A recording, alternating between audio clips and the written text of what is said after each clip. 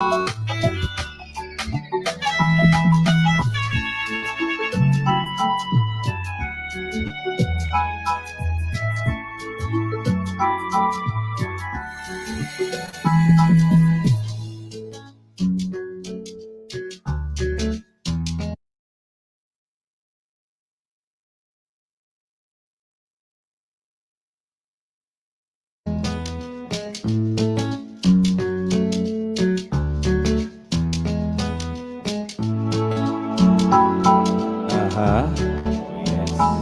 Iko sawa.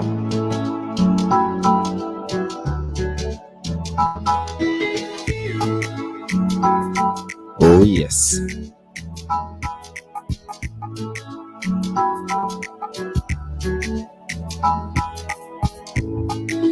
Another beautiful kabisa, siku nzuri kabisa ambao tunasema kama ni Throwback Thursday, ambapo tunamshukuru Mwenyezi Mungu.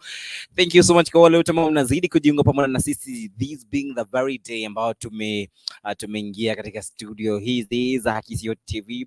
I'm so much sorry kwa sababu ya hali ya kimitambo hapo jana na vile mambo yalivyokwenda si vile tulikuwa tunakusudia, lakini for today I'm very much assured kwamba siku ya leo tuko sawa kabisa and things are working smart.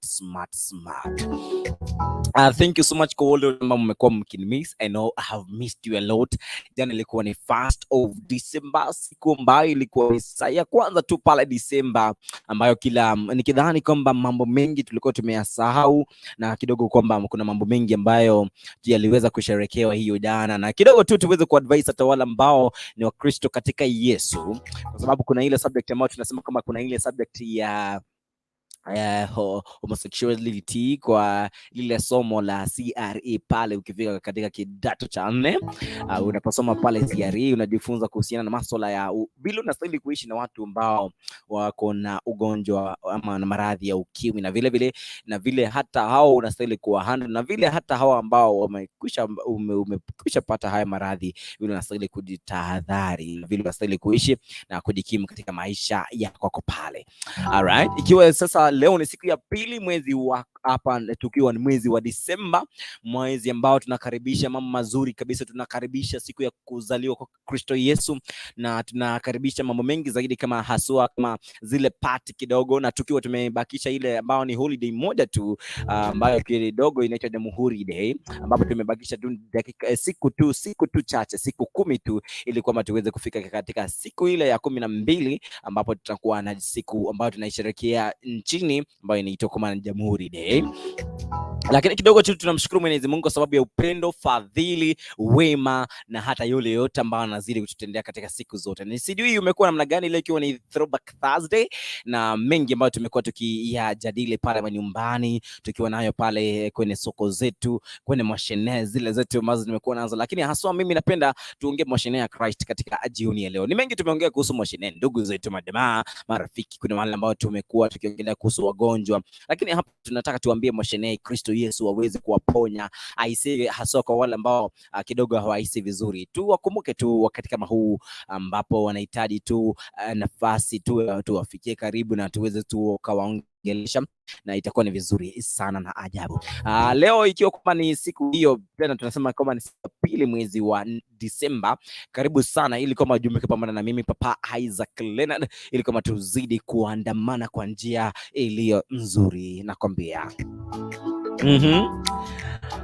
Kuna mengi ambayo tumekuandalia katika siku hii. Moshenee ya kwanza 2, 3 pale, nikiangalia tuko na Moshenee zaidi ya 2, zaidi ya 3, and I'm very much glad kwa sababu ya wale ambao bado wanaendelea kuingia hapa ili kama tuweze kuongelea siku hii ya leo. Ni mengi ambao tumekuandalia kwa sasa, tukiendelea tu kuangalia ni yapi tunaanza kukupakulia katika siku hii ya leo ili kama uweze kubambika. Ikiwa unataka tu kujiunga pamoja na sisi kwenye hii hapa ambayo ni Kisio TV, unaweza kuingia na hiyo StreamYard, ama pia kwa wale wote ambao tupende kuingia kwenye screen pale, it's allowed kwamba uweze kutext in, uweze kusema kwamba unasikiza, unatizama ukiwa maeneo gani, kwa sababu kuna kusikiza na kutizama kutoka maeneo yoyote ulipo. Itakuwa ni vizuri tukifanya kwa njia hiyo ya taratibu. Alright.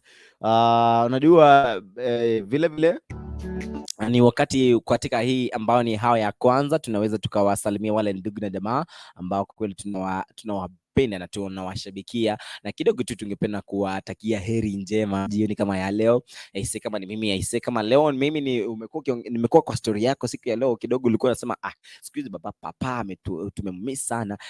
Sasa kidogo tu uweze kusema papa tumekumiss, tunakuwishia a very lovely evening ili kidogo hata mimi nichangamke bana, unajua ni vizuri na itakuwa ni vizuri leo ikiwa ni siku hii ya Thursday. Vile vile tumekupakulia mambo mengi zaidi ya Moshenee. Leo kwenye topic ya siku leo ni kidogo tu tuweze kufahamu tabia ambayo ni ya yule mhubiri wa pale manyumbani inakuwa namna gani, na wewe unatarajia kwamba inakinzana na zile tabia ambazo unajua kwamba pasta wako ama mhubiri wako anastahili kuwa nazo ama kivipi. Lakini leo tuko na ile Moshenee ya kale kamzee kana nilipata tu kwa barabara akakikuwa kanapiga kelele pale wakisema about pastor, na vile pastor amekuwa ni corrupt. Shika hilo jina, amekuwa corrupt.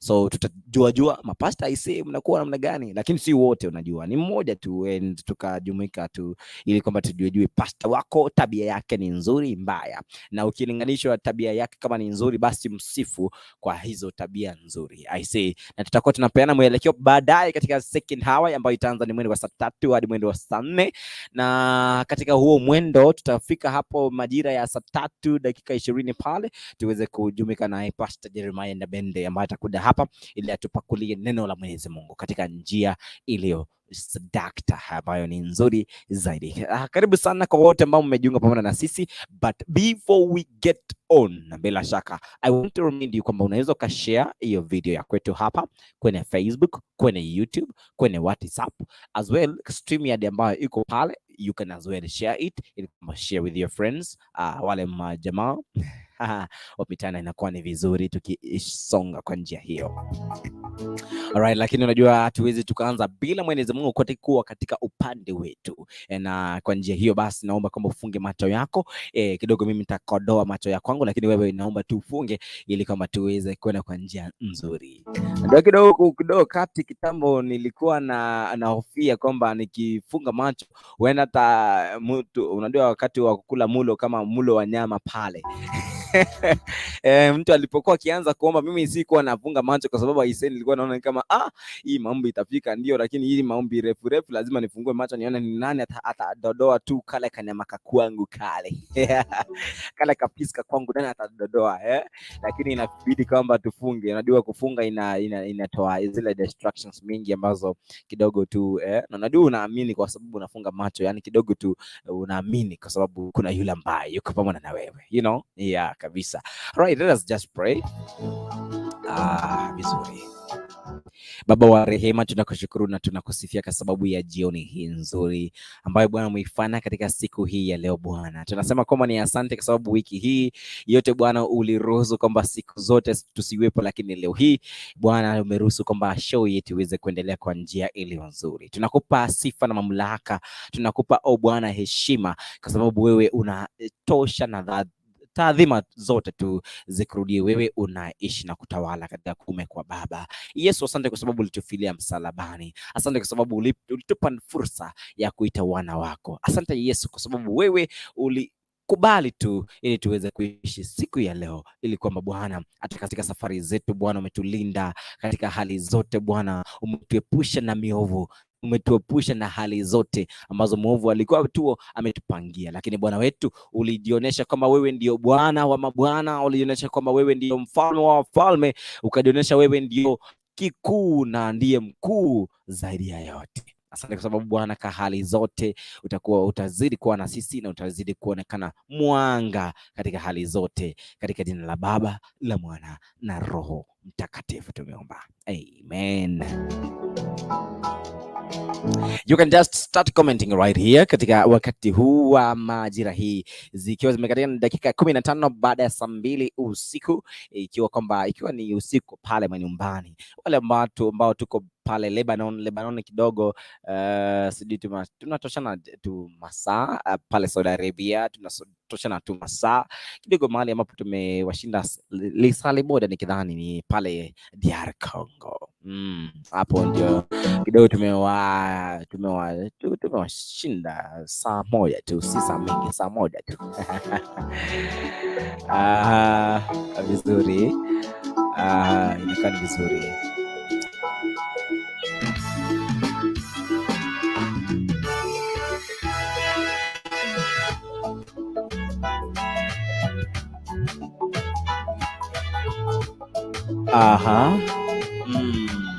Ya, ikiwa bado unaendelea kuzidi kujiunga pamoja na sisi katika awamu hii ni ya kwanza, awamu ya saa 2 hadi saa 3, ambapo tutaongelea kuhusu Moshenee. Na hii Moshenee kidogo tutaiongelea kuhusu masuala yale ambayo yanaendelea kutokea katika hali zote, na tuweze kupeana mwelekeo vile tunastahili kuishi kama Wakristo, na wewe Mkristo unastahili kuishi kwa njia gani. Introduction kidogo, na kidogo tuweze kusema high five kwa ndugu na majamaa. Kwa hivyo na ngoja zile jumbe zenu tuweze kusema high five, na kidogo tu ni kwa niaba ya sisi, mimi ni kidogo tu niwaambie mashabiki high five to you all, na wale ambao wameendelea kututizama high five to you all, and God bless you because you are favored, you are blessed. Wewe ambao una juta mbona leo imekuwa namna hii, usihofu, kwa sababu Bwana yuko na mpango mzuri na maisha yako. Yani haijalishi hali imekuwa namna gani, haijalishi wanasema namna gani, haijalishi wewe umekuwa give up kwa njia ama kwa hali ya aina gani, yani umechukua strength gani kuweza ku lose hope na maisha yako. Yani kile ambacho unastahili wa understand ni kama Bwana tu yuko na hali, yani yeye tu ana kusudi tu zuri juu ya maisha yetu, and you really need to understand kama Bwana wetu he really loves us kabisa. I want to just pass some greetings kwa wale ambao ni marafiki ambao mnaendelea bado kututizama kutoka maeneo yote nchini, kutoka maeneo pembe zote za nchi, ikiwa kwamba huko pale Amerika, ikiwa pale huko hapa Kenya, pale nchi zote tu za South America, North America, pale Asia, hapa nchini kwa continent ya Afrika. Inakuwa ni vizuri tukiendelea. Nasema tu high five kwa hizo continents 7 ambazo kwa kweli tunazijua. Afrika iko katikati, unajua. Kuna watu hawajui kwamba Afrika iko pale katikati, the one of the continents ambao kidogo wala ambao tulisoma Kiswahili kidogo nijue continent inaitwa namna gani. Kama jimbo ni nini, tarafa ni nini, wilaya ni nini, and all that. Lakini all the same tunasema kwamba Mungu ni wa ajabu kabisa. Tuendelee katika Moshenee, na hivi sasa ndipo tumeanza.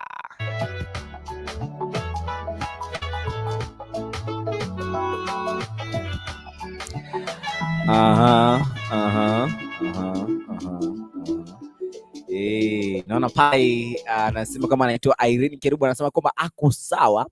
Anasema hey, I'm new here watching live from Mwalimu Hotel Kisii. Thank you so much Irene Kerubo. And anazidi kusema kwamba happy new month to all members. Say hey to my Unguarori Ruta team. All right. Kuna wale wengine wanasema kwamba welcome all to my YouTube channel which is called Irene Kerubo, please. All right. Wamekaribia, I know that. Ongeani Risungu, please. TVT things kabisa. Add the 5 to the 5. All right, thank you so much. Wale wote ambao mnazidi kutujiunga pamoja na sisi, you can just like that page. You can ikiwa kwamba ni page ambayo iko pale kwenye YouTube, kwenye Facebook ya pale, unaweza like as well ikiwa unapenda tu hiyo video. Leo vile tuna stream mara hii, yani wewe just try to say something kidogo kabisa. And as well you can just like that video, alafu share na wale ma friends wako pale, itakuwa vizuri tukisonga kwa njia hiyo nzuri kabisa. All right. Irene Kerubo anasema kwamba mimi sio mwimbi, and blessed blessed month to all members. All right, thank you so much my good sister. As well, unajua tuko kwa ile new month, and you can as well to try to tell your friends kwamba leo ikiwa ni siku ile ya Thursday na kidogo ni siku ya pili ya December, waambie kwanza happy almost ending the year. Because we are almost ending the year. And it's happy because kuna watu wamekufa bana, kuna watu wamekufa, kuna watu wamekuwa wakilia hospitalini, and kuna watu wamekuwa down financially, lakini at least wewe hata katika hali hiyo yote bado you are trying to stay and to thank God, sababu Bwana amekuwa kwamba amesimama na wewe, amekupa ujasiri, amekusimamisha. You have not complained, kwa sababu katika hizo hali zote God has blessed you, God has uplifted you. And I want to tell you kwamba kidogo tu usihofu, and you should be thankful at this moment. By the way, you should be very much thankful.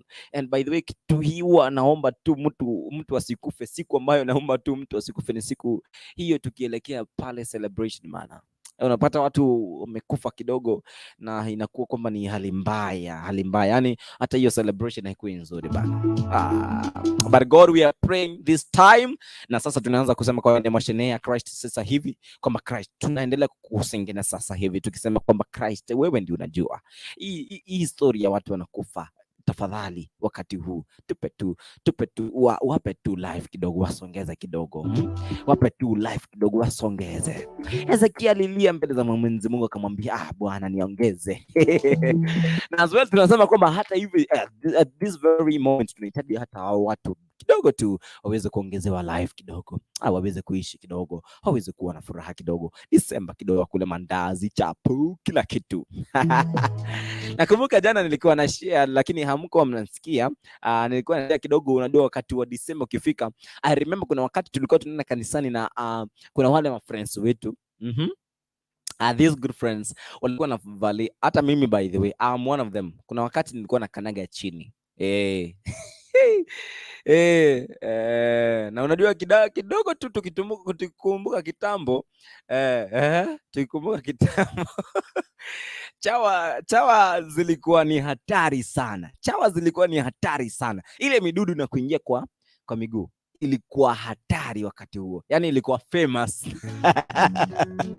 Sijui kama wakati wako pale nyumbani ulikuwa unaelewa hizi chawa zilikuwa so famous. Kuna watu hata kuna wawimba ambao wamesema bakatara ni magora kabachi sirasi, yani miguu ilikuwa kidogo kama slasher because ilikuwa ina vidole zilikuwa zinaangalia juu kidogo. Kidogo hata ungepita kwenye nasi, ungepita kwa ule udongo ambao kidogo ambao tunaita kwa Kisisi ndio namna gani, lakini mahali mvua imenyesha ule udongo kasombwa hivyo, hapo ukipita ulikuwa unapita tu smart, ulikuwa unafurahi because chawa kidogo zikipita kwa nasi. Nakumbuka kama keti chini kidogo, utulize mguu, uanze kupuliza, but we are not glorifying this. Kujaribu kusema kwamba God ametutoa mbali, na asifiwe Bwana wetu ambaye anatoa watu wake mbali sana. Kuna wakati huku unavalia kiatu, this December watoto wako ensure wamevalia viatu. Kuna wakati nilikuwa na share hapa nikamwambia watu ambao mnasema kwamba unajua maisha yananipitia shule kidogo, na jaribu kupea your daughter your son hayo maisha yani ulikuwa unapitia shule kidogo. Hapana, pea mtoto wako the good life, yani lifestyle ambayo atapenda pia yeye watoto wake pia waishi, because we don't want this. Tunataka tu watoto wetu waishi kwa ile hali nzuri. Hii tunataka hivyo. By the way, if you want to call in right away, unaweza kaingia hivi sasa, tutakuwa vizuri tukiendelea kwa njia hiyo. Kwa hivyo we are saying hali hii ya watoto kuwa na midudu hiyo wakati, na tunasema tu to glorify these things. Tunataka tu tuseme God ametutoa mbali, God amewatoa mbali. Kuna mtu anashuhudia pale nyumbani hata sasa anaendelea kunonda kichwa. Oh yes, tunanonda kichwa because tunajua kwamba hii hali tulikuwa pale chini kidogo, hata watu walikuwa, nakumbuka kuna wakati hakukuwa na mboga kidogo, watoto walikuwa wanakunywa, ndio kuna kitu tunaita obwanga kwa Kisii. Obwanga ni yule unga ambao umewekwa kidogo ukakaa for some time, lakini unajua watu wa biology mko aje, mlisoma aerobic and anaerobic respirations hizo. Sasa kuna ile sasa imewekwa alafu ikakaa for some time, ni kama ikakuwa kama maziwa mara, because yanawekwa for some days ndio yanakuwa mara.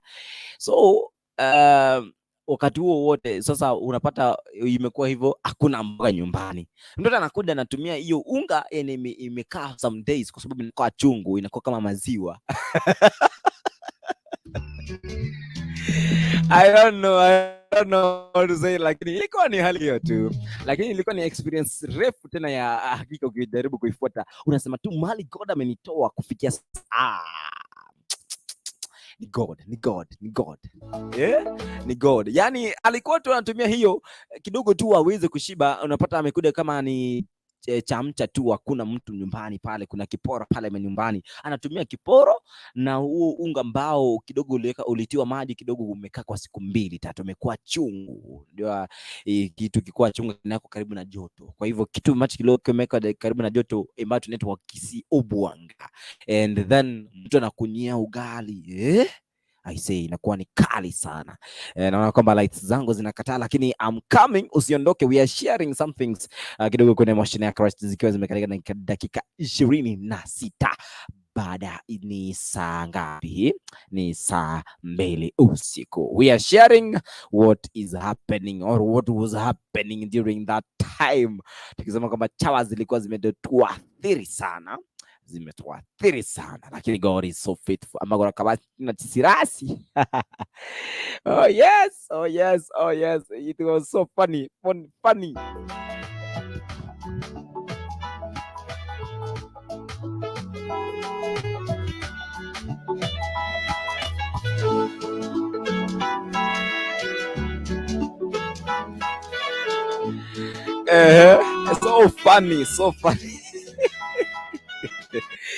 You know, najaribu kukumbuka vile maisha yalikuwa, lakini we are trying to tell God kwamba God atusaidie sana, because mahali tumefika sasa hivi, ukiona kuna mtu amekuwa light skin, si kama amekuwa light skin tu hivyo, kuna life alipitia and then God akamsaidia. Kuna watu ambao pia wako dark skin lakini iko very smooth, lakini kuna life anaweza compare, because every person akona ile painful story ya kuambia. Kuna ile testimony ambayo mtu ako nayo kidogo tu, it's so nice. So wakati naambiwa story fulani ile waitokea hivi na hivi, and God amenitoa mahali hapa na hapa, and you know it gets to actually to ionize you, ion inakwambia like hii kama hii iliwahi happen kwa mtu fulani, I say au sidali. Nataka tuende pale kwa Moshenee ya siku ya leo. Matoke TV anasema ndani ya show. Thank you so much and welcome to our show kama kawaida, na unaweza kujiunga pamoja na sisi kwenye live stream hivi sasa ili tuweze kuongea na wewe ili kwamba ikuwe vizuri, na unaweza pia ukatuma ujumbe wako kama vile Matoke TV pale ameweza kutext in, na kwa vizuri. Kwa njia hiyo inakuwa ni njia ya urahisi na njia iliyo nzuri kabisa. And now getting into the story ambayo tumekuwa tukiongelea hivi leo. Story inaitwa namna gani? Hiyo story inaitwa ni story ya mapasta. Sijui pasta wako anaitwa nani, na kidogo pasta wako tabia yake ni nzuri mbaya, tuweze kufahamu kidogo ili tujue yule pasta ambaye yuko pale manyumbani ni mtu ambaye ni wa kutiliwa mfano kwenye familia, kwenye kijiji, ni pasta wa kutiliwa mfano, kwa sababu tuna pastors kidogo tu. Ukipita kwa hii barabara yetu pale, ukipita kwa hii ukipita kwa hizo soko zetu hapa mjini Kisii, unaweza ukaangalia those good places, good pastors that are there. Kwenye soko unapata pastor anasema kwamba peana sadaka katika jina la Yesu, baada ya kuhubiri. Yani kuna wale you know I wanted today to ongelea about all pastors wetu na tabia zao, lakini kidogo nitawaambia kabla ya kuingia pale, lazima niwaambie kidogo kuhusu hii Moshenee ya sasa. Hii Moshenee ya sasa lazima tuongelee kidogo. Moshenee uko wapi? Nilikuwa nimekuandika wapi? Nilikuwa nimekuandika kwa ubao wangu kidogo. Unaniambia Moshenee tulikuwa tunaongelea nini? Tuanze sasa. Haya, Moshenee yao inaongelea about pastors. Inaongelea kuhusu pastor, reverend, those nice names, and the sweetest names, you know. The sweetest names. Kuna reverend, that is ambao tunaita ni kasisi. Kuna pastors ambao kwa Kiswahili tunaita ni wahubiri. Kuna bishops ambao kwa Kiswahili tunaita askofu. Na tunasema kwamba kuna priests ambao tunaita kwamba kwa ile lugha yaitwa kitambo inaitwa ni kwamba ni wakuhani. Priest, makuhani. And all that, tunasema kwamba bado tu tunazidi kujua Kiswahili. Ukiendelea kujua hicho Kiswahili kidogo, nikwambie hali ilivyokwenda.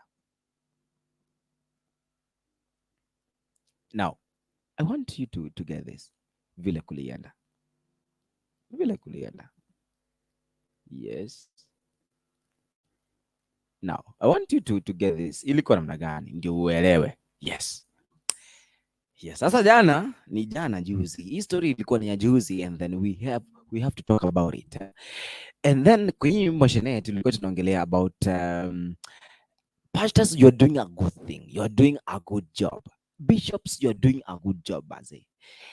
Mapastors, mabishops wote tunawaheshimu bana, tunawapigia salute mbaya sana.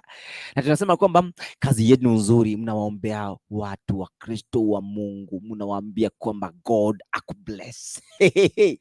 Unawapea neno zuri sana, unawaambia Bwana Yesu anasema namna hii namna hiyo, and then mnawapa neno. By the way, even to me, nakumbuka kwamba kuna wakati nilikuwa naongelesha kuhusu neno hili la Mwenyezi Mungu, na huo wakati wote kidogo ilikuwa ni hali tete. Nilikuwa kwenye shida kidogo, na wakakuwa ni wa msaada kwa maisha yangu, and I'm very glad because ilikuwa imenisaidia sana, haikuwa tu ya bure. Mnawalisha neno mzuri, neno sometimes mnasema I remember kuna wakati tulikuwa tunaambiwa kuhusu neno la Mwenyezi Mungu kutoka the book of John chapter 3 verse 16, inasema for Lord loved. Unajua ile sauti ya pastor ndio sinaga sana. But I'm trying, I'm trying. It's coming. For Lord loved the world that he gave his only son, for whoever shall believe in him shall not perish but have eternal life. Kabisa. Hiyo sasa, hiyo kizungu naona tuko na shule.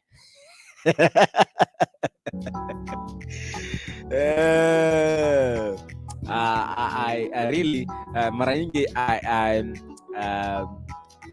I don't like glorifying ignorance. I don't like it. Lakini tu ni ucheshi, unajua. So hiyo kizungu kama imeshika vizuri, For Lord so love. Hebu tutumie Kiswahili. Kwa jinsi ile kwa jinsi ile Mungu aliupenda ulimwengu hadi akamtoa mwanawe wake pekee, ili kwa yeyote amwaminie asife bali apate uzima wa milele. Oh yes. Leo nimeshika. Leo I'm trying, you know. Acha niketi vizuri. So I'm trying, So in that verse, you know, these pastors, they're giving us the good things. Wanatuambia vile tunastahili tuishi, vile tunastahili tuwe kwenye maisha yetu, kwenye maisha ya ndoa. Wanaunganisha watu ambao kidogo hakuna mtu anaweza kuunganisha kwenye ndoa, and you're doing a good work. Excellent work and kudos, because kupitia pastor bazi, unajua pastor anaweza access any office and he does everything for any Christian. And by the way, I want to tell my pastors, hiyo nitaingilia kwa hiyo path, lakini let me just conclude how good we are. Pastors, God is so good to us. Hallelujah kabisa. Mnafunganisha harusi. By the way, mnanifurahisha sometimes. Kuna wale wanafunganisha harusi alafu anamwambia kiss the bride ama hug the bride. Kuna wale ambao kidogo kulingana na mazingira na kimila za na desturi za pahali walipo kidogo hairuhusu tukiso, wanamwambia hug. And I'm very much happy because those events I do enjoy them, because vile wanaunganisha harusi kama ile ya juzi hapa ya ndugu yangu, yani ilikuwa nzuri, yani I like it. Tuburengo ora kusenere. Yani, you know, the way you conduct these services inani amaze, inani jazz. And then, you know, kushauri watu. Kama kuna kitu kizuri, kama si pastors leo kuna ndoa azinge sustain, and you can witness with me. Kama si pastor kuna ndoa leo zingekuwa zimevunjika kama si pastor leo ambaye alisimama kwa niaba ya Mungu, because yeye ndiye anakuwa like our mediator. Kuna mtu ambaye sahi he was to be hospitalized, ambaye angekuwa tu anaugua bado, kwa sababu kupitia kwa pastor ulipata muujiza, na huyo pastor alitumika na nani? Na Mungu. So through this pastor they have made good things. Hallelujah. Mnalisha watu. Oh yes, mnalisha watu. Lisha neno la Mungu, mkate wa uzima na mwili wa Bwana ambao ni damu ya Yesu, na mnaongoza kwa hizo ceremonies, and we are very much glad. It's such a gracious kama ile ambayo ilifanywa jana na kwa bishop wetu, Bishop Oyaro, ilikuwa nzuri, yani upako, yani you try to tell us how we should live, because even in those meetings kuna zile ambazo tunaambia kwamba katika hali zote tunastahili tuishi katika upako wa Kristo Yesu. Upako uwe katika maisha yetu. Upako, yani it's beautiful. It's beautiful. I enjoy it. It's amazing. It makes me to be like in a blush. Oh yes, Angelina Omete anasema kama watching live from JKIA. Thank you so much. Sarah Masheti anasema kama I'm in Beirut. Hey, Beirut. Thank you so much my sister. Beirut ni iko eneo la Nakuru. Good. Thank you so much. Sijui kama kuna nyingine, lakini hiyo ndio najua. Ndio mtu akijua pahali lazima akwe grad. Oh yes. So watumishi wa Mungu, we are doing actually excellent work, and I'm very much glad because we are doing this to make sure that we are fetching people for the glory of God. We are actually soul searching. These men, they should know God. This woman should know God. This man should know God. And we are trying to give them the word of God so that they can just go into the word, and so that they can understand who God is, so that they can know who is this God. Inakuwa ni vizuri until sometimes hadi wakati mtu style kusema amen kwa sababu ya neno limemguza on my behalf, I say amen. These things, they make us, you are not just fathers to us, you are really fathers. Yeah, you're not just fathers, but you are fathering us in a good way. Hallelujah. Nakwambia. Oh yes, zikiwa zimekatika na dakika 38 baada ya saa 2 usiku huu wa siku ya pili ya mwezi Disemba, ukiwa kwenye show ya Moshenee ya Christ na mimi Papa Isaac Leonard kwenye awamu ya kwanza, zikiwa ni saa hizi ambazo nimezitaja. Basi tunaendelea kuendelea kujua Moshenee juu ya huyu pastors wetu, na kidogo tutaenda kwenye mada ambayo tutaiongelea kwa muda mfupi, kisha baadaye tutapata pastor wetu ambaye ni Pastor Jeremiah na Bende, na itakuwa vizuri kwa wakati huu wetu. Alright, itakuwa vizuri. I'm very much happy kwa sababu kuna wale ambao bado mnaendelea kutufuatilia. You can just text in, na itakuwa vizuri kwa wakati ambao ni huu wa sasa.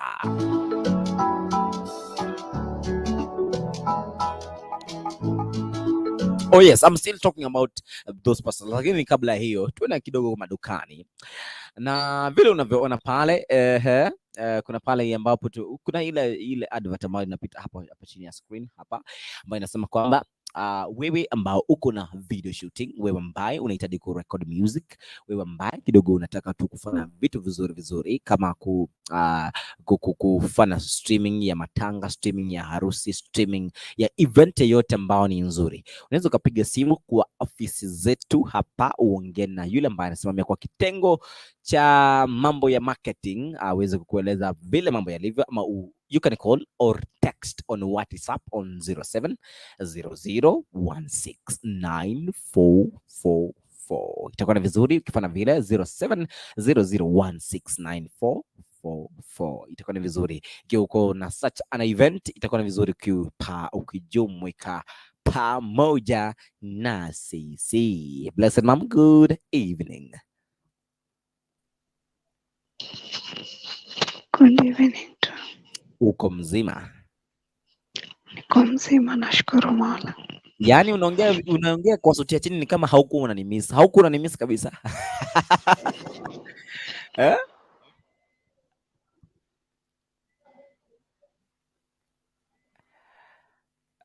Blessed mom, uko aje? Ai, ametoroka. Right, atarejea baadaye, tutaweza kuongea pamoja na yeye. It's good. It will be good. It will be amazing. All right. We're still saying kwamba show iko pale inaendelea, inazidi, zikiwa zimekatika na dakika hizo ni 40 baada ya saa ngapi? Baada ya saa 2. Sasa tumekuwa tukisema about dot. Nimemaliza awamu ya kwanza kuongelea vile pastors ni wazuri. I am watching from Kehanja, that is Bernard Omwansa. Bernard Omwansa ni kama unajua, ni kama Kehanja. All right, just be, we are happy to have you today in our show. God bless you, brother. Inakuwa ni vizuri, tunasonga kwa njia taratibu.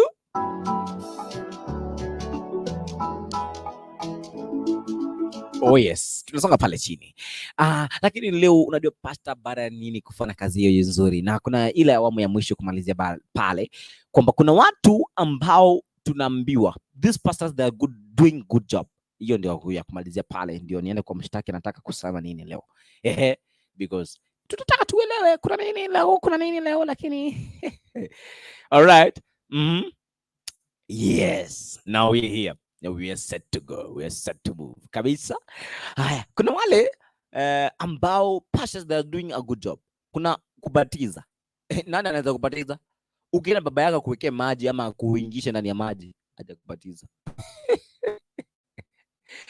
Na hata akiwa aje, unless ni pastor ama ni bishop ama ni reverend ama ni kuhani, you know that, ama ni apostle, whichever, those names, all those names, lakini as long as is used by God, and as long as is leading the group of God unto actually glorifying God kabisa, hiyo sasa ndio tunasema kama anafanya kazi hiyo nzuri anaweza kubatiza. Kama ni daddy, my relatives, hata kama ni yule mzuri kabisa, yule mwenye naona ni kama is the best, he has all the money, he has everything, hawezi ni batiza, except my pastor, my bishop, my kasisi, that is reverend, my, you know, your pastor, your father, or your spiritual father.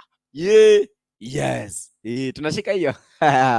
So you are doing exemplary a good job. But now tunaambiwa kwamba kuna wakati ambapo kidogo acha leo niongea hiyo kizungu yangu inakuanga nzuri. Hiyo kizungu yangu acha niongee kidogo, ni ringe. Lazima tu ringi bwana. Tukiwa hai bwana, ringa tu kwa sababu kuna Yesu. Ni Moshenee ya Kristo ambayo inazidi kuendelea, you know.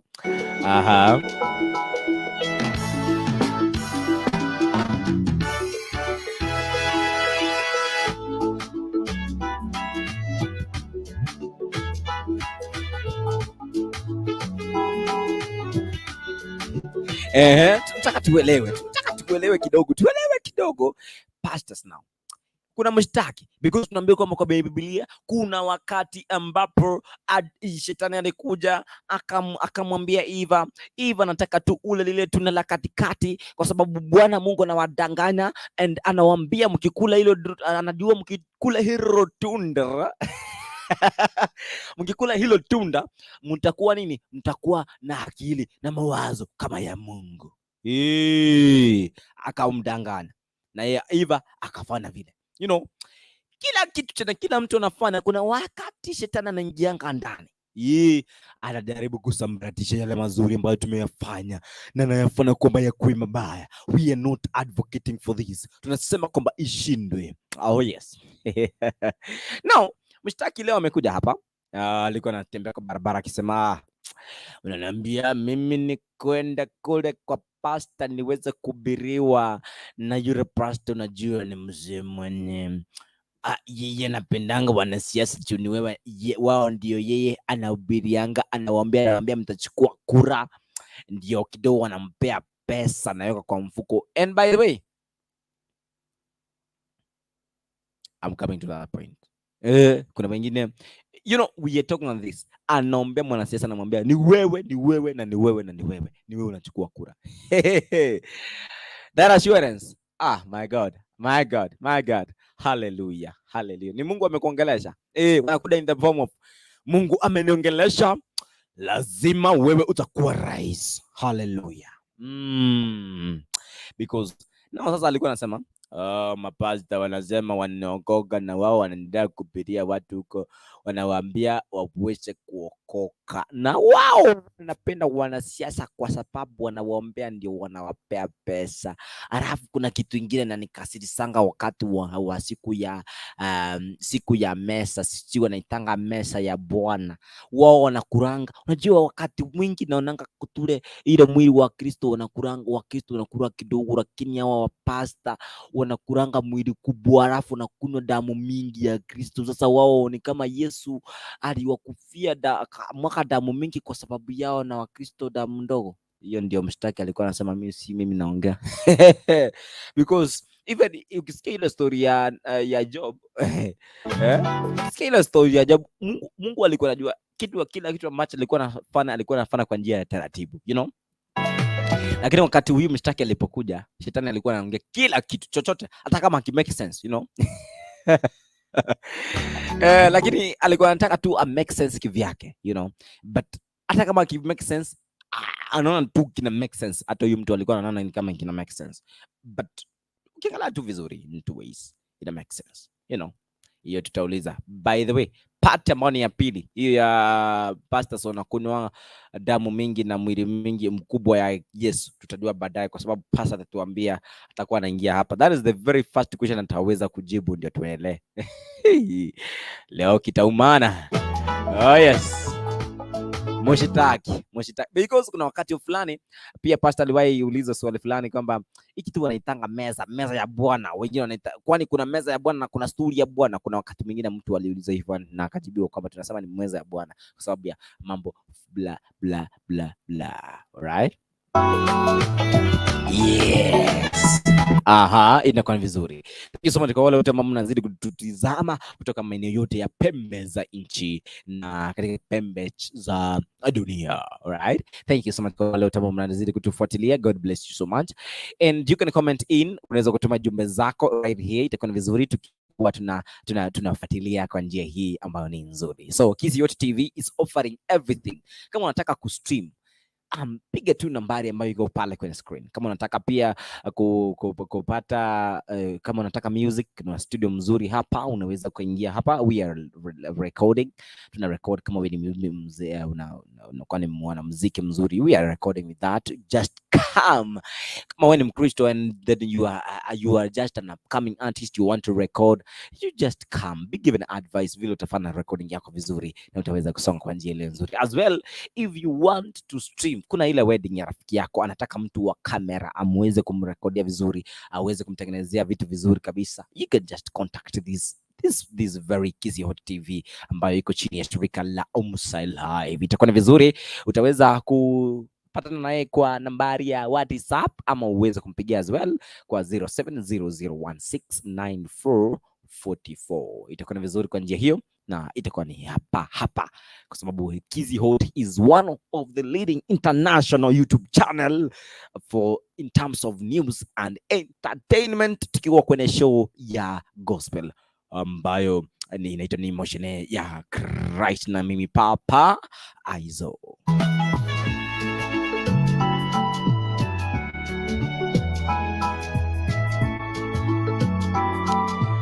Oh yes, sasa mshtaki bado anaendelea hapa. So I want to talk on this. Mshtaki alikuwa anasema nini? Wahubiri wamekuwa corrupt. We don't have true pastors of late. Some, not all of you pastors. I'm very sorry kama itakuwa ina offend pastor wengine. But hapa nilikwambia hata Job yeye aliangaliwa, hata kama alikuwa ni mzuri aliangaliwa. So but at the end of it all, he shouted faithful. He shouted faithful. Hata kama matendo yake yalikuwa yanaonekana yeye hakushout, but his deeds shouted faithful because he was faithful to God. Alikuwa faithful kabisa kwa Mungu. And we are on that topic now. Sasa watumishi wa Mungu, these things tunastahili tuongelee. Yani, how can you be a pastor? Of course we are told, by the way, hii ndivyo nilivyoona na niliona this is the right thing. Kuna wakati, and this regard go to Pastor James and my bishop pastor, who is Reverend Joseph Oyero. And I can just assure you, wakati that contester cunt ambaye alikuwa anataka kuulizia kura pahali kama ni ward level, LCA level, I mean not ward level and constituency level, county level. Akikuja nianzie tu na mali of my recent one ambao tulikuwa pale Nakuru. There is this pastor ambao ni I can just regard kwa sababu it's good to just kupena tu brand ambao ni nzuri kwa mtu ambaye ni mzuri pia. Pastor James yeah, James ambaye ni pastor wa one of the branches in Nakuru ambayo inaitwa ni London branch Full Gospel ambayo iko chini ya Olive yeah, iko chini ya Olive what Olive LCA pale Nakuru. So wakati mwanasiasa alikuwa anakuja, nakumbuka ilikuwa ni wakati wa elections zile za London ward. Wakati mwanasiasa alikuwa anakuja, alikuwa anamwambia hivi, we are not praying for you to personally win, no, we are praying for every politician. Yani wacha niweke kwa Kiswahili, hatukuombei ili uchukue kura, tunakuombea ili uwe na amani hata wakati hizi kura zinapotoka. Wewe ikiwa utashinda ama utashindwa, bado utakuwa na amani kwa sababu Mungu ndiye anayependa vyeo. Are we getting this? Yes. Kwa hivyo akasema hivi, we as pastors hatustahili kukuwa ni watu ambao ni waongo kuja kwa wanasiasa, because kila mtu ambaye ako hapa anataka achaguliwe, na obviously and automatically kuna ule ambaye anakuja ni wa kwanza, wa katikati na wa mwisho, because we are approaching to politics, na kuna wale pastors ambao watajifina kwa those politicians, and I want to politicians kama sasa hii usikize tafadhali, kwa sababu kuna wale pastors ni wakukulia tu so atakwambia I will stand with you. Of course tunaelewa pastors, they control a multitude of people in church. They can tell them something to do na wakifanya, lakini si sasa hivi, ilikuwa ni kitambo. Inataka tuelewe, because at this moment hakuna yule hakuna yule Mkristo ambaye ni mjinga.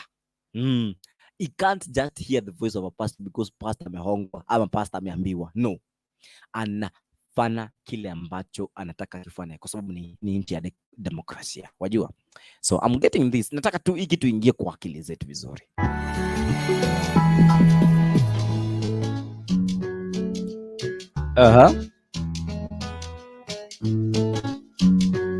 So they are doing this, si kama wanataka uchukue kura, wanataka uelewe kitu moja kwamba ukifanya vile ukikuja kanisani wanakuombea tu kama mtu yeyote. They're just praying for your peace. Wakati unaombea kama mwanasiasa, you are prayed to for your peace. For your peace. That is, wakati umeshinda, hayo mambo yatakusaidia. Wakati hautakuwa umeshinda, utakuwa na ujasiri ukisema kwamba aliyeshinda na apewe tik. Mara hiyo.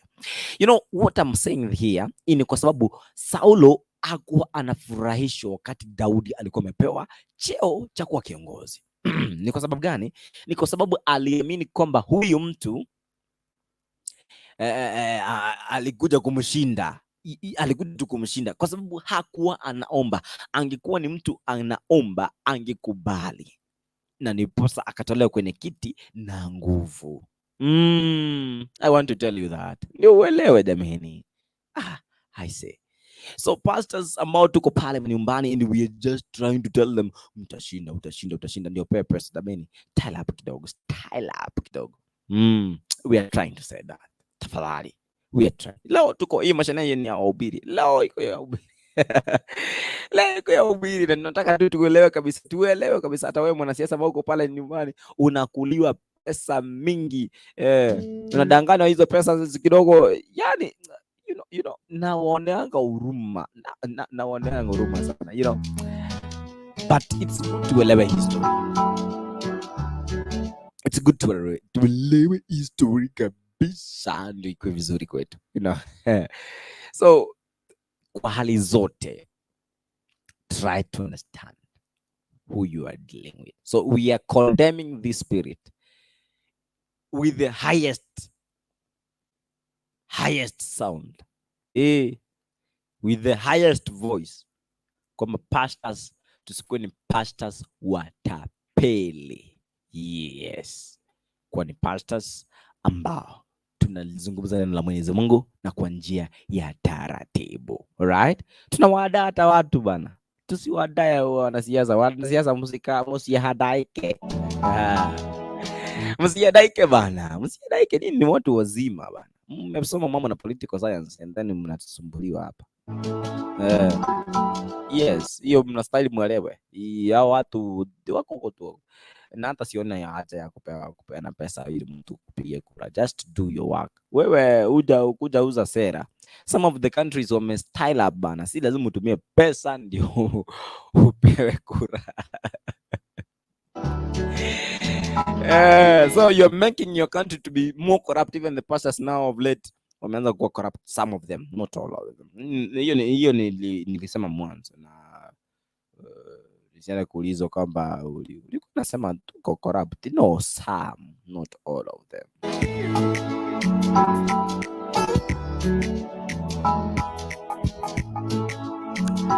Haya, sijui wewe pastor wa pale kwenu wanakuwa wa aina gani, kwa sababu tumeongelea kuhusu stories za pastors. Like hiyo ni Throwback Thursday. Wakati wa kitambo nilikuwa najua kwamba pastor kikuda kwetu hakuli mboga, lazima kawe na nyama. Of late hizo vitu hatuno. Tunamwambia hali ya economy imekuwa mbaya na hakuna hali hiyo. Lakini kidogo tu tuweze kufahamu wewe pastor wako pale unajua kwamba ana tabia zipi, na ikiwa ni nzuri basi utaweza kuzisifia, ikiwa si nzuri condemn them with the largest voice kabisa. You can just call right here, itakuwa vizuri. Nikienda kwa stream yetu pale kwenye StreamYard ambao nimeweka hapa hivi, jumuika nayo iko matuweze kuingia pamoja nawe katika jioni hii ya leo, itakuwa vizuri. And God bless you so much kabisa. Usikwe mad. Tunazidi tu kuendelea yes kabisa. Kwa wale wote ambao mnazidi kutufuatilia kutoka kwa mitambo ya WhatsApp, thank you so much. And I'm seeing kwamba zimebakia tu dakika chache ziweze kutimia mwendo wa saa 3 usiku, and I'm happy kwamba mambo yote yatakuwa salama na tutakuwa sadakta kabisa, ili kama tuzidi kuweza kufuata kwa njia iliyo nzuri, kwa njia hiyo kabisa. Kwa fursa hii kidogo nitarejea ili kama tuweze kupeana comments zetu 1, 2, 3 kuhusiana na masuala ambayo tunaangalia pale manyumbani, kwamba ni ukiangalia tu pastor wako pale ni mzuri ni ama ni mbaya, kidogo tuweze kuelewa ili tujue kwamba pastors wetu ni wazuri, wabaya, wazuri hatujui. Lakini sasa hapo tutajua na maoni yako. Na unaona ni tabia ipi hii ambayo ilikufurahisha, ni tabia hii ipi ambayo haikufurahisha, kidogo tuweze kujua ili kwamba tusikue tunachanganya hapa na kwamba tuko na mapasta na hatuna itakuwa ni ngumu sana. Lakini ni vizuri ikiwa tutakuwa tunaongelea our good pastors ambao wako pale nyumbani, itakuwa ni vizuri sana. So anyway, meanwhile I have to share this song because I want to just have a small break, alafu nitarejea baadaye ili kama tuzidi kuongea na wewe.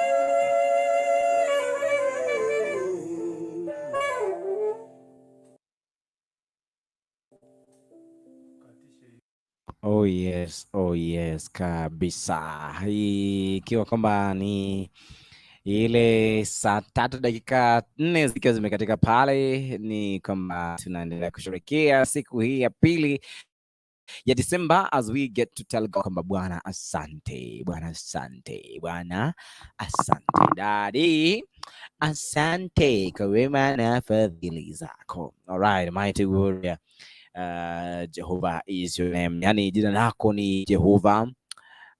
Wewe ndi mwamba kwetu, na tunaamini kwamba God anaendelea kufanya makuu na ataendelea kufanya makuu, si leo tu, na ni zaidi ya siku ya leo. The link is there, you can just call right here, ili kama useme kwamba kidogo tu wale ambao ni pastors wa kwako wako na tabia gani, yani wewe unakulia kwamba tabia zao nzuri kidogo zinapendeza, itakuwa vizuri tukijua kwamba pastor wa kwako pale ana behave njia gani, na ikiwa iko tabia nzuri kwake usio lazima utaje jina, lakini kama ni tabia nzuri utataja jina, lakini kama ni mbaya hautataja jina. Hapo sasa tutaweza kusema kwa sababu tuna uhakika kama ikiwa utamkimtada ni mtu ambaye kidogo tuna uhakika. Kwa hivyo inabidi kwamba utaje yule ambaye amefanya kazi nzuri, yule ambaye hajafanya kazi nzuri utataja tabia zile ambazo ni mbaya, na tuweze kuzikemea hapa in a loud voice. Itakuwa ni vizuri. Link iko pale chini, ifuate ambayo imeandika pale StreamYard. Na kumbuka kama katika hii awamu hii ya pili tuko na mhubiri ama mchungaji wetu Pastor Jeremiah na Bende, ambaye kwa kweli hii leo ataweza kuzungumza na sisi, ambapo wataweza kutupea neno wakati wowote ule, na naamini kwamba tutaweza kupata baraka kweli ama baraka tele katika jioni hii ya leo. Thank you so much kwa wale ambao mnazidi kujiunga pamoja na sisi as we get to thank our God kwa sababu ya upendo na zile fadhili ambazo anazidi kututendea katika maisha yetu, right? Being the last hour kabisa, naendelea kukufurahisha na zile nyimbo kidogo ambazo tunaanza kwa siku hii ya leo, ili kidogo ziwe za baraka kwako wewe ambaye unatutizama katika wakati huu wa hivi sasa. Thank you so much. So we are trying to ensure kwamba unapata ile baraka ambayo kidogo unahitaji mida kama ya sasa. Dada mkubwa anasema kama ndio unaingia. Thank you so much, karibu ili kama uweze kuingia ndani.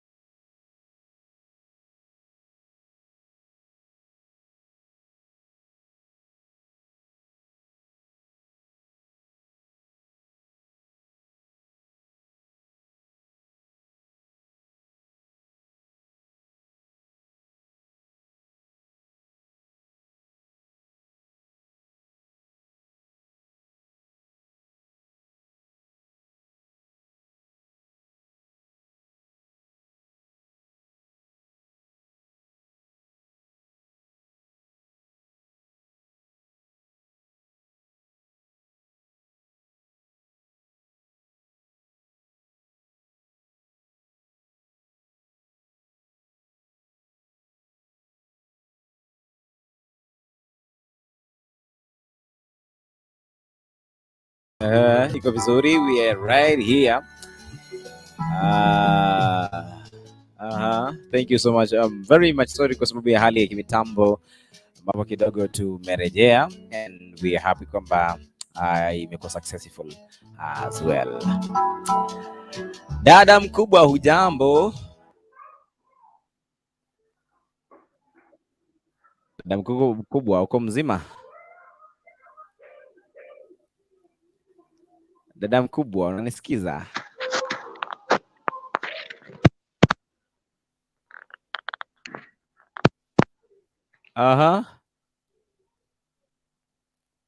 Dada mkubwa kidogo hajaongea, and we are getting, kuna zile jumbe ambazo zinaendelea kukuja hapa ndani. Vincent Babu from Nairobi City, niko ndani. Thank you so much Vini.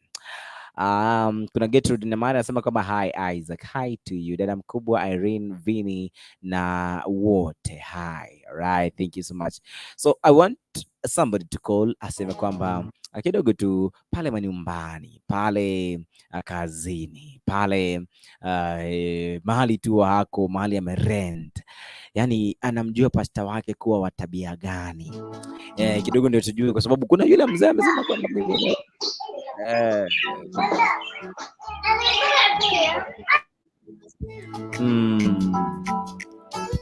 yule mzee amesema kwamba ai bana pasta siku hizi imekuwa corrupt kidogo tu. Ningependa kujua, kwa sababu nataka kujijue zile taarifa za Kwenye pale, wewe pasta wako wanakuwa na tabia aina gani? Na ikiwa ana tabia mbaya kidogo utamnem, lakini ile nzuri ndio tunataka umnem, ili kwamba tuweze kumshukuru kwa sababu ya yale mazuri ambayo anazidi kutenda. Na hilo ndilo kusudi la kila mmoja hapa. We don't want to defame someone. So you can just call in right here, basi tumia nakuwekea hivi sasa kama kina get pale na waona Babu kinaona pale. You can just follow that link uweze kuongea, useme tu pasta wako pale nyumbani ni wa tabia gani ambaye kidogo tunapenda tujue. Kama ni tabia nzuri, basi tutasema kwamba shukrani kwa Mungu kwa sababu tabia yake nzuri. Kama ni mbaya kidogo, tutasema kwamba tutaikemea, lakini hautamtaja kwa jina. Itakuwa ni vizuri sana, ili kwamba iwe vizuri. Janes Nyakea, bado mitambo yako iko na shida. Inahitaji kwamba uweke microphone pale ili kwamba uweze kustream. Ya dada mkubwa yeye ashafana vile, itakuwa ni vizuri. Dada mkubwa hujambo bana? Yesu asifiwe.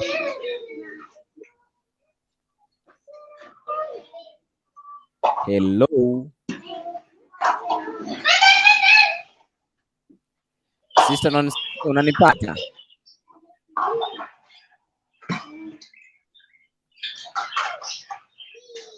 Dada mkubwa unanipata?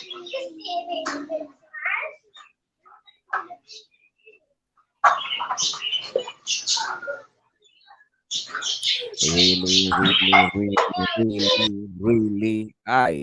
Inakuwa ni kali kidogo because mara nyingi dada mkubwa, unajua sikupati na watoto wanapiga kelele pale, inakuwa ni vigumu kwetu kupatana vizuri. Ameweza kuweka earphones pale, inakuwa ni vizuri. So dada mkubwa, ningependa tu tuambie unatusikiza ukiwa maeneo gani, na kidogo wasalimie wawili watatu, na baadaye uweze kusema tabia ya pasta wako pale nyumbani ni gani.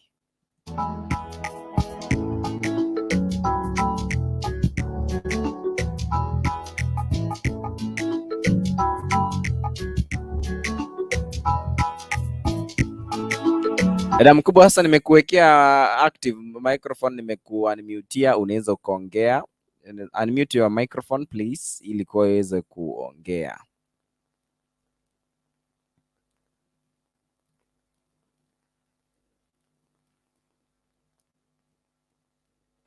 Dada mkubwa.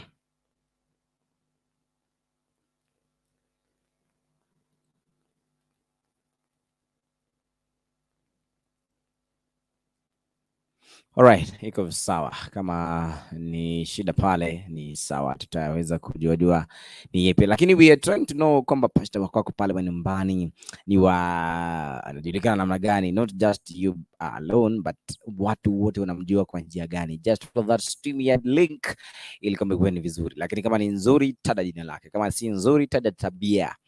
Itakuwa ni vizuri so that kama ni tabia we rebuke that tabia kwa sababu alright, ili tu kama tujue inakuwa namna gani wazee, inakuwa namna gani. Genesis na Kena ananiambia kama anajaribu pale lakini mitambo inakataa. Thank you because I've seen that.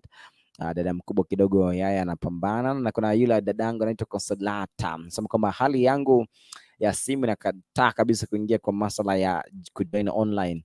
Pole sana dada yangu. Pole sana.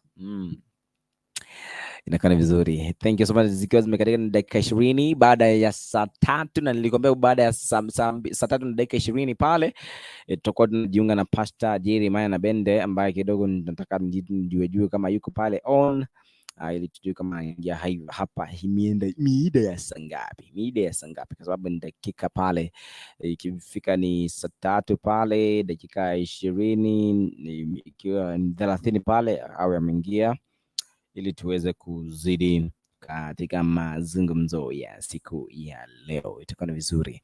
And for those who are following, God bless you so much and thank you for that good heart that you have with you.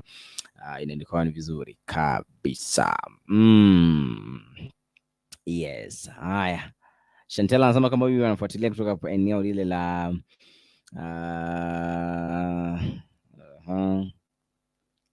lile la namna gani hii inaitwa Saudi Arabia. Thank you so much kwa wale wote ambao mnazidi kutufuatilia right here this is Hot TV, ambapo tunasema kwamba ni Moshenee ya Christ inaendelea kwenye show ya siku ya leo ukiwa na mimi Papa Isaac, tukiendelea kusonga zikiwa zimekatika na dakika hizo 21 saa 3 asubuhi.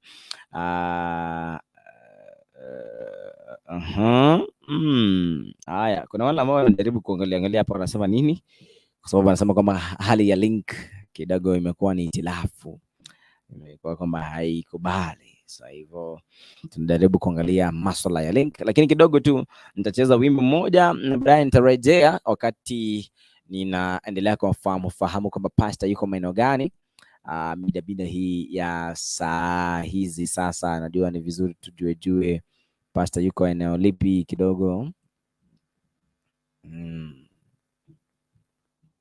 ili kwamba tujue kama tunafanya mambo yepi wakati huu wa saa ngapi, wakati huu wa saa 3, kwa sababu media hiyo ya saa 3:30 tungependa awe pamoja na sisi ili kwamba tuweze kuzidi kwenye mahojiano na tuweze kuzungumzia masuala fulani wakati huu. Okay, ameniambia kwamba saa 3:30 juu anaingia hapa kabisa. God is glory to Jehovah. Glory to Jehovah. All right, let us just share this screen and then tutaweza kurejea ili kama Passion na Bene in a short while atakuwa anajiunga pamoja na sisi so that we get in touch kwa masuala haya ya siku ya leo, kwa sababu atakuwa anaongea kuhusu nguvu zilizo katika maneno yetu, vinyo vyetu kidogo. Wimbo huu wa moyo wangu, alafu nitarejea baadaye.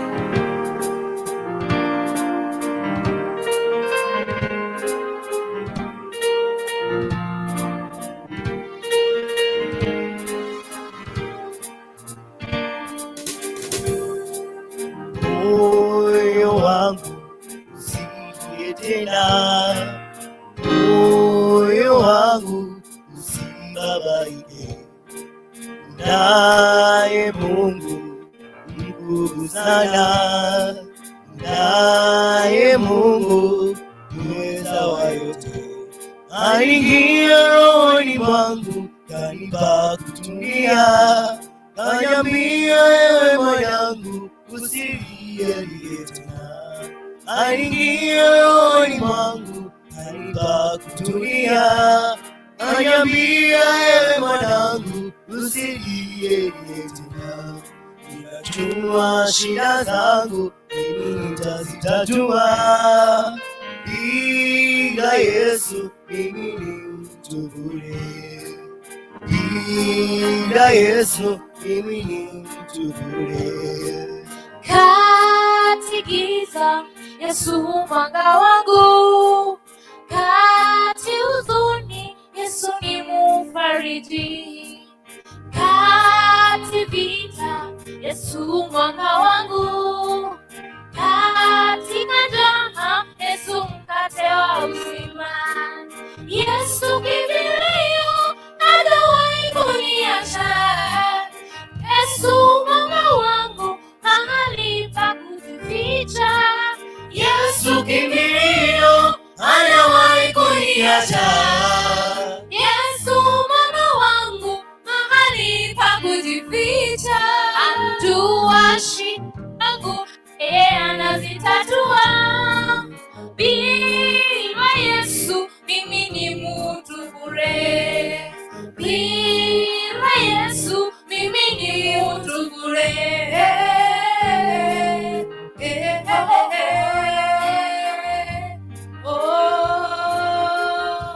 Mwanawe Aliingia rohoni mwangu, kanipa kutulia. Kaniambia wewe mwanangu usilie. Aliingia rohoni mwangu, kanipa kutulia. Kaniambia wewe mwanangu usilie. Najua shida zangu mimi nitazitatua. Bila Yesu mimi ni bila Yesu mimi ni mtu. Aliingia rohoni mwangu, kanipa kutulia. Kaniambia wewe mwanangu usilie. Aliingia rohoni mwangu, kanipa kutulia. Kaniambia wewe mwanangu usilie tena. Ninajua shida zangu mimi nitazitatua. Bila Yesu mimi ni mtu. Bila Yesu mimi ni mtu bure.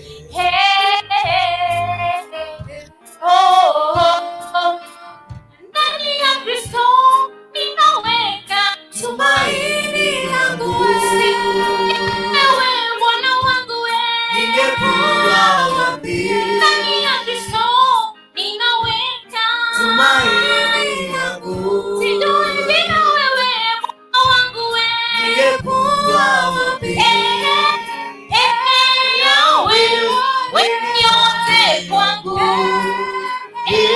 Yawe, wewe ni yote kwangu. Yawe, wewe ni yote kwangu. Yawe wewe ni yote. Yawe wewe ni yote kwangu. Yawe Yawe, wewe ni yote kwangu. Yawe wewe ni yote kwangu. Yawe ningekuwa wapi? Yawe wewe ni yote kwangu. Yawe wewe ni yote kwangu.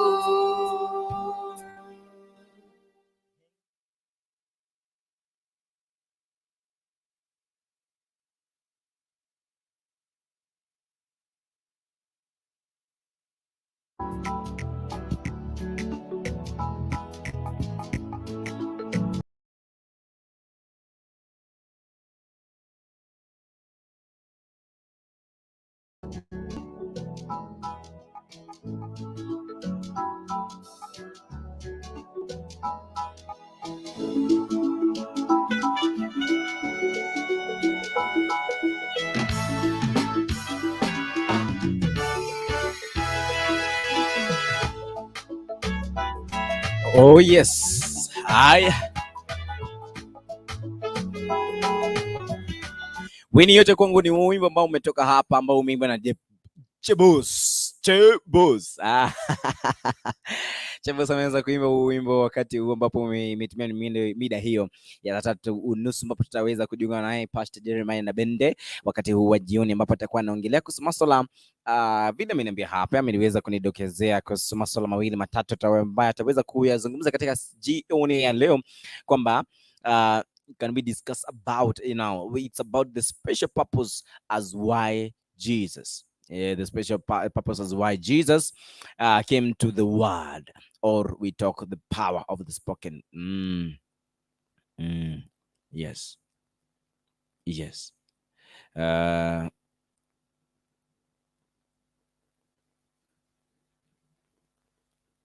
Yes. I'm trying to see this. Let me just welcome Omwenga. Miss Omwenga, good morning. Good morning, Nani. How are you, my sister? I'm fine, thank you. What about you? Really? Yani, I've missed you a lot. How are you? How is that place where you are today? Absolutely cool. I can't complain. Wow. We are good here. We as well thank God, amekuwa mwema, lakini najua ni hali ya kimitambo kidogo hatujaonana, sio? Yeah, but we thank God. Hata muweze mkanipigia simu mwambie, yani ni kama uko mgonjwa namna gani, yani kidogo tu, yani mlisepa. Tupo. Yeah. Ndivyo mpo tu. Nikaona link, kasema acha niingie tusalimiane. Wow, I'm happy. Na kidogo tu kuna swala ambalo tumekuwa tukizungumzia hapa na yani, wewe unadhani pastor wako ni yupi? Ana tabia zipi zile ambazo zimeheshimika, ama yule ambaye kidogo amedharauliwa kwa sababu ya masuala ambayo anayafanya ambaye hampendezi watu? Of late me, I don't sijaishi karibu na pastors. I usually meet with the pastor in the church. Like when Thursday, narudi Throwback, pastor wako alikuwa wa aina gani that time? Kuna mahali nilienda for 1 week. And I think that pastor was friendly. Ni mtu mwenye anajiheshimu. Wow. Yeah, and somebody mwenye at least anakuencourage, anakuambia in case of any problem don't give up, praising on the way. Yani anakupea tu ile, anakupa moyo hadi wewe mwenyewe unaona. Sometimes alikuwa ananiambia me personally, because I don't know the reason as to why alikuja akani approach, then we sit tukakaa tukaongea. Na niambia usijali, challenges are there either to strengthen you and to test your faith. Wow. Yeah. Wow, wasalimia wawili watatu kabla ya kuondoka. Najua wewe utaniacha hapa nikiwa nikiwa bending. No. Anyway, nikuanzie wewe. Thank you. Niende kwa Dennis Nyabuto, Depre Nyabo, Get Geish, Fanny Skomboka, mamangu, ndugu zangu na Kisi Hot TV fraternity, nikwambia sidi kubarikiwa. Sidi huku ndani as from 8 to 10 p.m. tupate kujifunza mawili matatu, because without God you're nothing in this world. Yeah, sure. Yeah. Thank you so much, my lovely sister. God bless you. Be praised too, baby. All right. Tunasema kwamba God is great. God is great kabisa. Huyu tumekuwa tukiongelea na Miss Omwenga. Miss, unajua kuna mambo ya Mrs, kuna Miss, sasa hapo Loni Mwisho nasema kwamba is in as usual from South Mogrango. Thank you so much, every sister Loni Mwisho. That is the lady ambaye ameweza kuongea hivi sasa. We love you, our sister. God bless you. Na pastor ameweza kutumia kwamba saa 3:40 pale ataweza kuingia hapa, na hilo swali vile tulisema kwamba pastors mbona wanatake mwili mwingi wa Kristo na damu. Hiyo ni mambo ya Moshenee tuliambiwa. Sasa lazima tuulize ndio kidogo awe huyo mtu wa mwingine asiendelee kuharibia jina church. Na kidogo tutafahamu ni kwa nini. Ili kama tuweze kujua kwa nini. Itakuwa ni vizuri tukisonga kwa njia hiyo bila shaka. That is a complicated that is a question ambayo inahitaji strictness, lakini kwa sababu tunangojea pastor na bado kuna wimbo ambao kidogo hii timu yetu ya hapa inaitwa Kisihote ilitengeneza na saxonist alikuwa anaitwa ni Spidix Umurua, aliweza kucheza hii kitu vizuri, so inabidi kama tukuchezea, ila at least mazee kwa vizuri, itakuwa ni vizuri. Unajua lazima tucheze zile vitu ambazo tumejaribu hapa sika workout, sio? Hebu tuone kama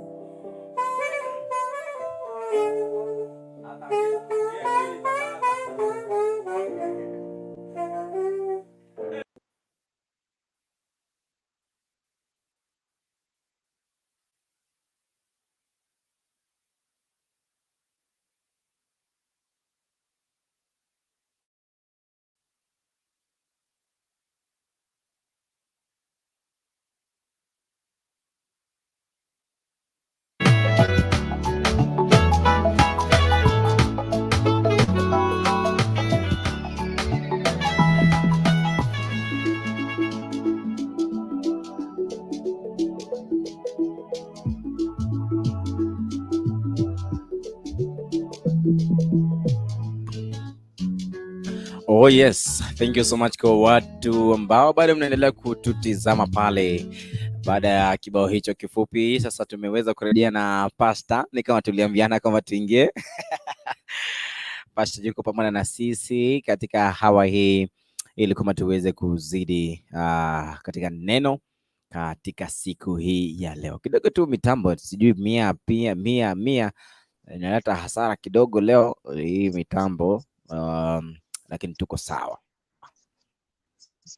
Pastor, Bwana Yesu asifiwe.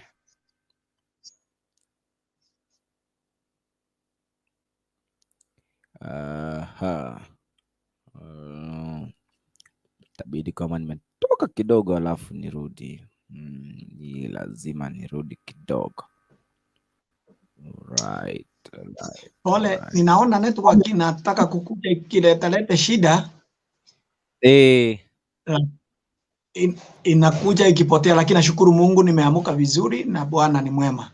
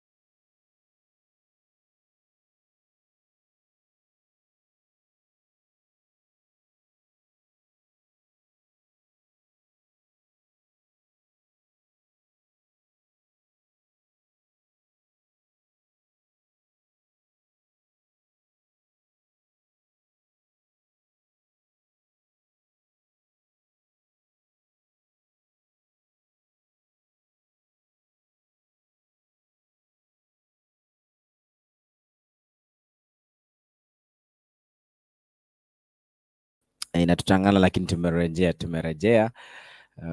Mitango sasa imekuwa vizuri kabisa. Pole kwa hitilafu kidogo, but we are back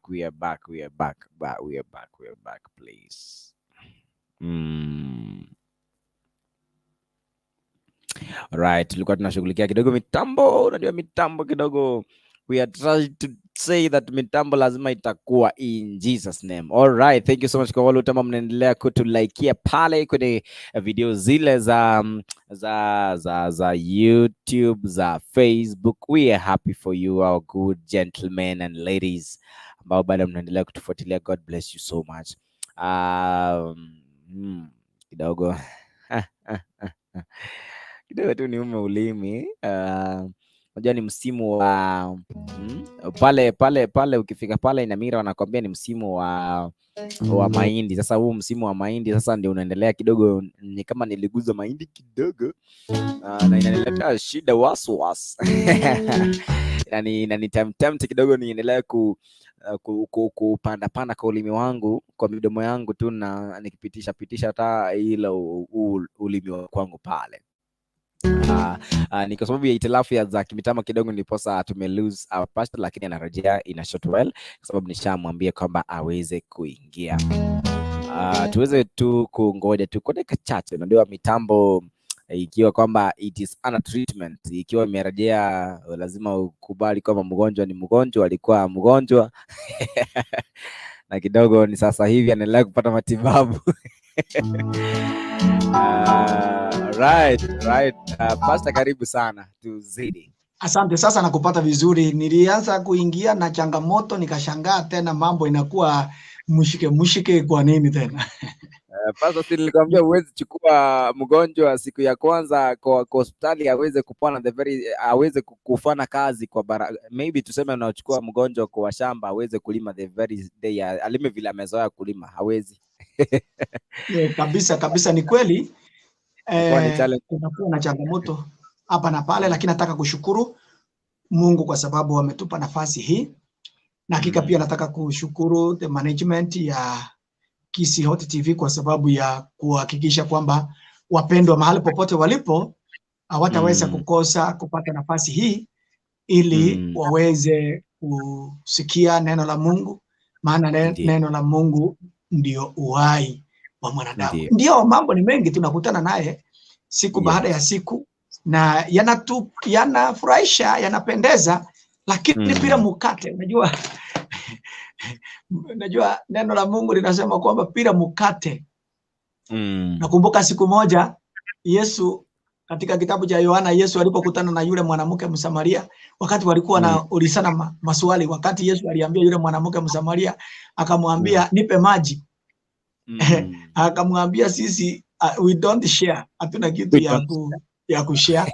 Lakini nakumbuka we don't share, nyinyi Wasamaria na hii watu wengine hakuna mahali tunakutana. Lakini akamwambia ungelijua yule ambaye anakuomba maji, wewe basi ndio ungemuomba maji, kwa sababu yale angekupea yangekusaidia, haungeweza kuona kiu mara tena. Kwa hivyo vivyo hivyo katika maisha ya mwanadamu kuna ile chakula ya kiroho ambaye tunaipokea kwa wakati huu, muda mfupi ambao uko mbele yetu. Tutakapoipokea itatusaidia, kwa sababu ile kiu ya kila jambo, ile tamaa ya kila jambo, yale matumaini tulio nayo katika maisha yetu, zile mambo yote tunataka tuweze kufanikiwa, basi unakuta kila jambo linakuwa ni sawa, kwa sababu neno la Mungu linatupa jawabu. Kinataka kuomba kwamba kabla hatujaingia kwa neno, kwa sababu sasa utamu umeanza kuingia hapo karibu. Sasa nasikia mambo yakianza kuingia na hiyo utamu, neno la Mungu linakuwa na utamu sana. Omba kwamba ni vizuri tungeingia katika maombi, alafu tuweze kuingia katika mjadala wa neno la Mungu, na najua kwamba Bwana anaenda kutubariki kabisa. Sijui unanipataje my brother? Iko vizuri, sasa tuende kwa maombi. Studio unanipataje? Nakupata vizuri.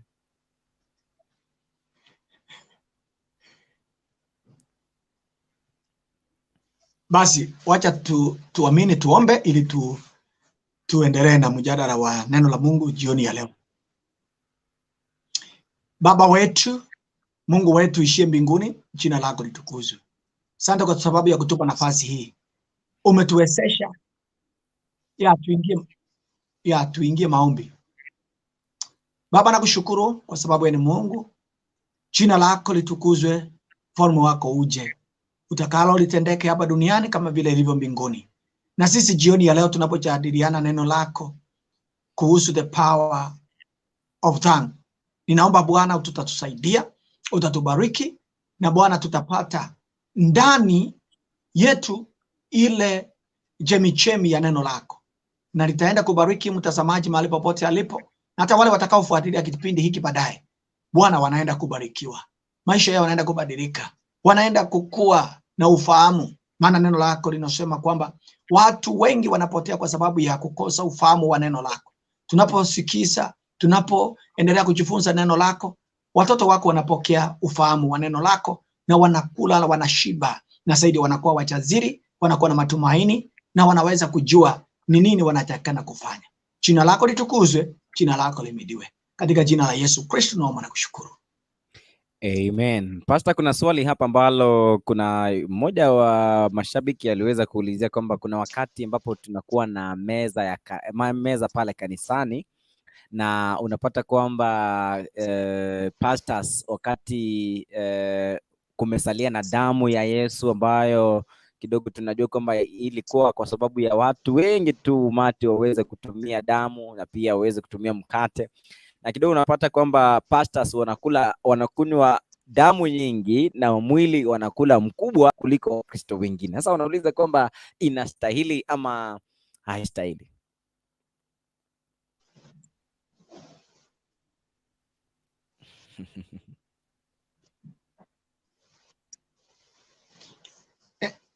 Samani, kuna mahali network imeleta shida kidogo. Nimepata kuanzia sehemu ya kwanza mpaka mahali umesema kwamba kuna ile ilikuwa imesalia, na ukasema kuhusu mambo ya pasta. Sasa hapo kidogo swali likanipotea, labda urudie hiyo sehemu ya mwisho. Haya, inauliza kwamba kuna Mkristo tu amekuwa akiobserve, alikuwa akisema wakati wa meza ya Bwana ama wakati ya meza za Bwana unapata kwamba pastor anakuwa na kikombe kubwa, na hata bishops and whatever wanakuwa na kikombe kubwa cha damu ya Yesu na pia mkate mkubwa wa damu ya Yesu, na wakati mwingi Wakristo wao huchukua damu na mkate ukiwa mchache ama ukiwa mdogo, lakini ukiangalia pastors na bishops wanakula kubwa. Sasa wanauliza kwamba hii ni halali ama inastahili kuwa hivyo? Jambo la kwanza nataka kuweza kumsaidia huyo mtazamaji wetu ambaye ameuliza swali ni nzuri. Kitu ya kwanza mpaka tujue kwamba hii tunaposhiriki meza ya Bwana sio ile chakula ya kawaida. Kwamba tunahitaji tukule tushibe kule kanisani. Hii kwanza ni ukumbusho kwamba Yesu mwenyewe ndiye alituanzishia hilo, kwamba tukiwa Wakristo tufanye hilo kwa ajili ya ukumbusho ya kwamba sisi ambao tumeweza kupitia zile viwango. Unakumbuka kwamba katika kuingia katika ile meza ya Bwana sio kila mmoja anaruhusiwa kukula na kunywa wakati wa ibada ya meza ya Bwana. Kuna vitu ambazo lazima uwe umetimiza ndio uweze kuingia katika kula na kunywa katika meza ya Bwana. Kuna mambo mengi, lakini mojawapo ni kwamba lazima kwanza uwe ni Mkristo. Jambo la pili, lazima wewe ni mtu ambaye umeokoka, ni mtu ambaye umebatizwa, alafu na mtu ambaye haujatenda dhambi.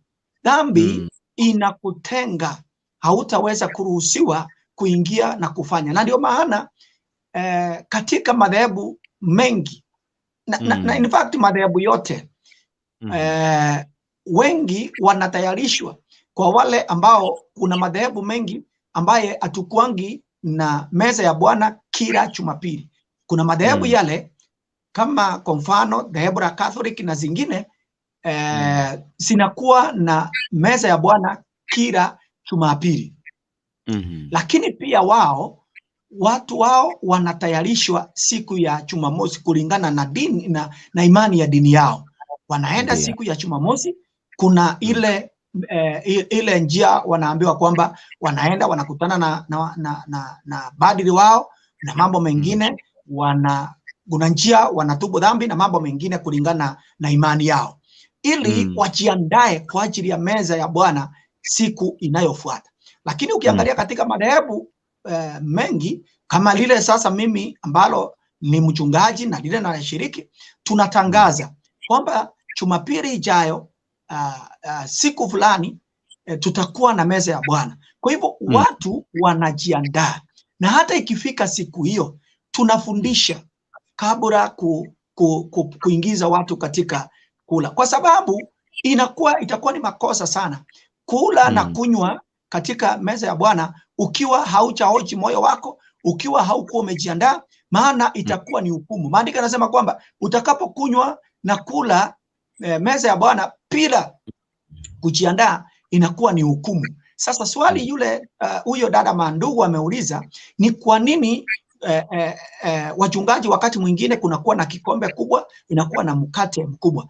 Kitu ya kwanza watu wanatakana kujua kwamba huyu kuhani anasimama katika ile sehemu ya Yesu, anasimama katika ile sehemu ya authority, kwamba yeye ndiye analeta hawa watu pamoja katika ushirika ili aweze kuwapeleka kuwaongoza katika ile kushiriki imani ile moja, na aweze kuwafundisha na aweze kusimama katika ile nafasi ya Yesu. Maana Yesu sasa hayuko, hawezi kuja yeye mwenyewe ili akuje kutuongoza katika ibada zetu.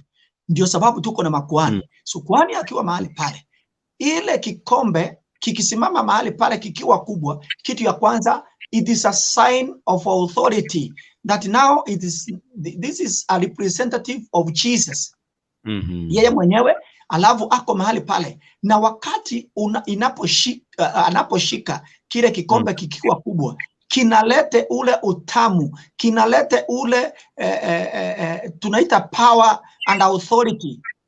Sasa inakuwa na hiyo picha ya kuonyesha now that is the power. Hatuwezi pea kila mtu, na ndio maana hata wakati unapoangalia hata katika maofisi, angalia hata wakati kuko na function kama ya president na nini, kuna ile kiti ambaye mkubwa anakalia to symbolize power and authority.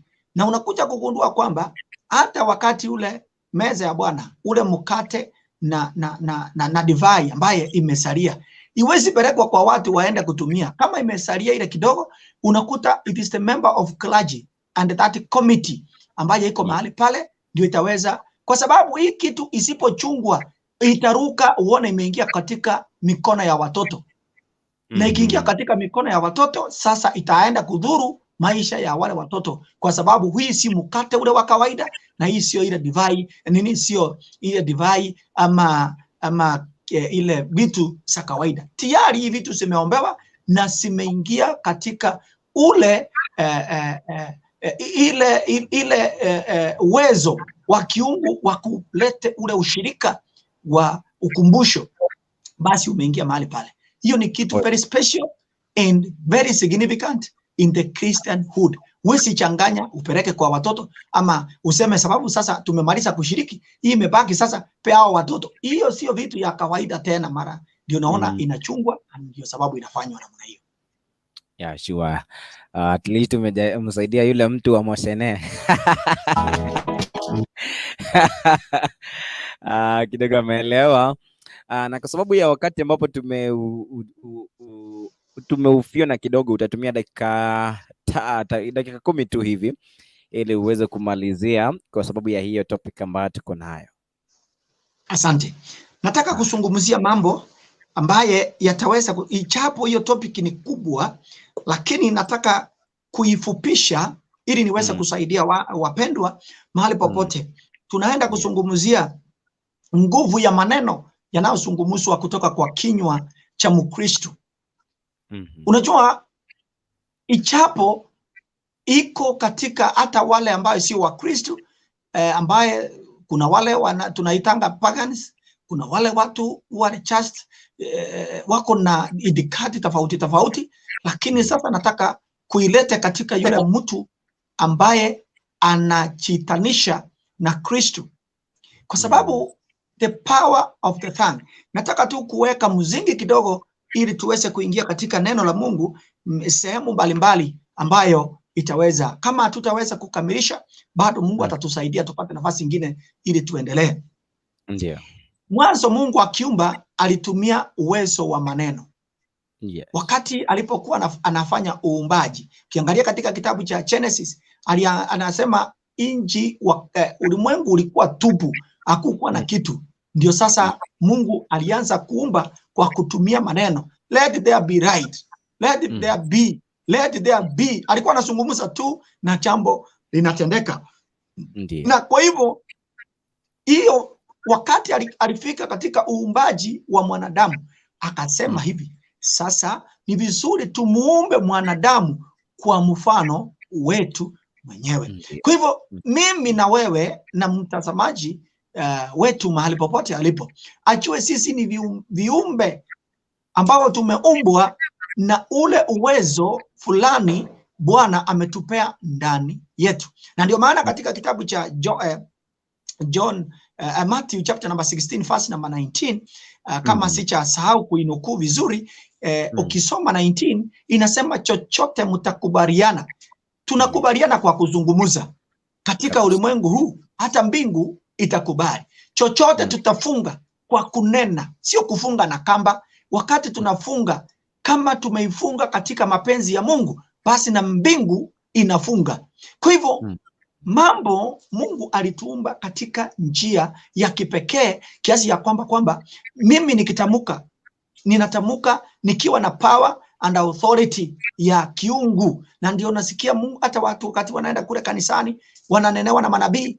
Unakumbuka wakati nabii wale wageni manabii walipomtembelea Abrahamu na Sara, wakamwambia mwaka ujao muda kama huu utakuwa na mtoto.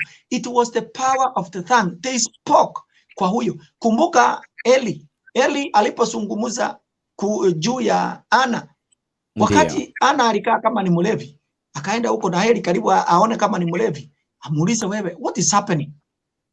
Haya, na Eli Ana akamwambia, mimi si mlevi, ninajaribu kung'ang'ana. Akamwambia, ile kitu umeomba, enda na Bwana akutendee. Enda na Bwana akutendee. Akazungumza, and it came to pass, na Ana akapata mtoto na mambo mengine yakaweza kutendeka. Sasa nataka tuangalie vifungo chache na Bwana anaenda kutusaidia katika kitabu in the book of Genesis chapter number 35. Ukisoma kuanzia mstari wa kwanza mpaka ule wa 17, ichapo tutasoma kuanzia mstari wa kwanza mpaka ule wa 7, tuangalie mambo machache hapo, tuone neno la Mungu linasema nini. In the book of Jeremiah chapter number 35. Na najua Bwana anaenda kutusaidia ili tuweze kusaidika. Inasema hivi, 35 verse number 1 to 7. The word which came unto Jeremiah from the Lord in the days of Joachim, the son of Josiah, king of Judah, saying, Go unto house of Rechabites, and speak unto them, and bring them into the house of the Lord, into one of the chambers, and give them wine to drink. The Lord, then I took Jazaniah, the son of Jeremiah, the son of Baziniah, and his brethren, and all his sons, and the whole house of Rechabites.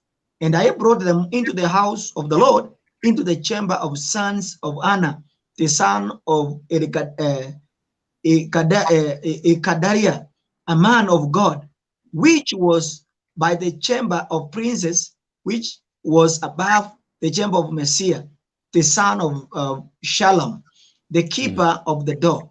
And I said before the sons of the house of the Rechabites, both full of wine in the cups, and I said unto them, drink you wine.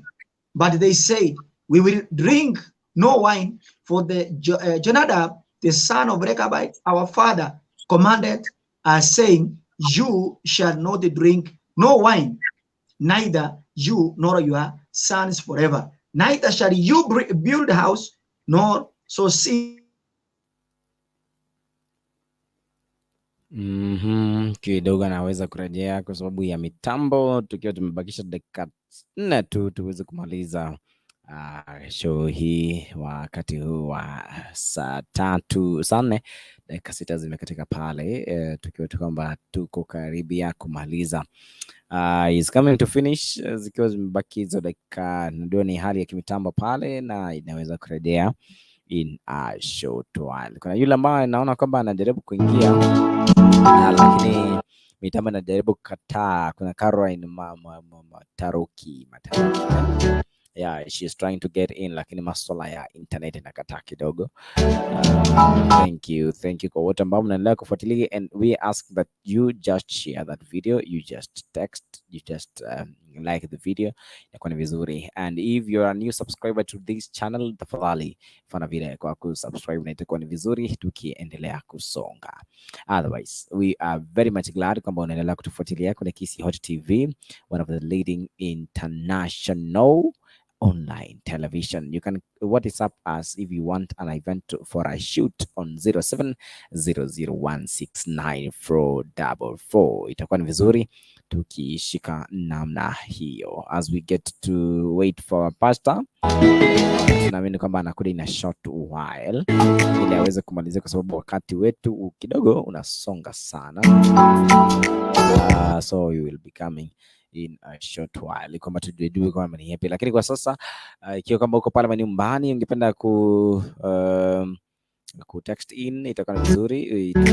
You are allowed text in a short while. Otherwise, ikifika mida ya 4 dakika 10 pale tulizidi kwa sababu ya masuala ya neno hilo, hiyo time tutaweza kufanya nini, kumalizia pale.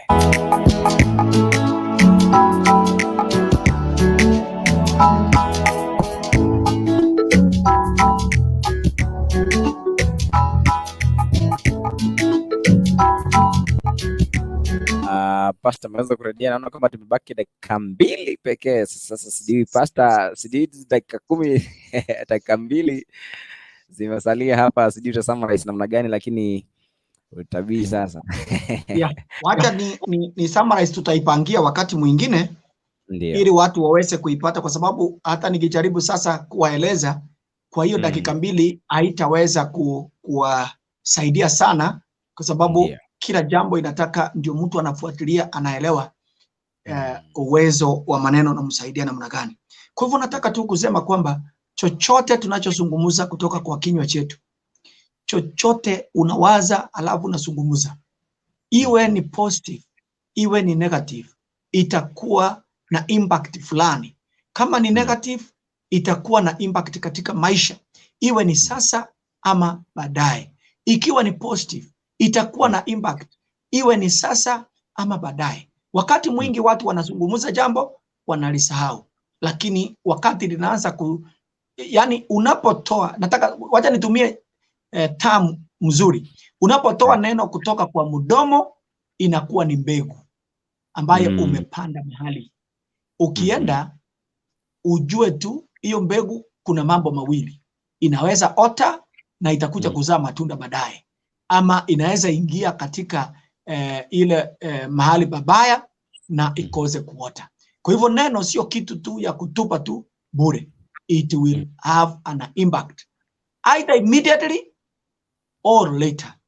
Yes. Understand?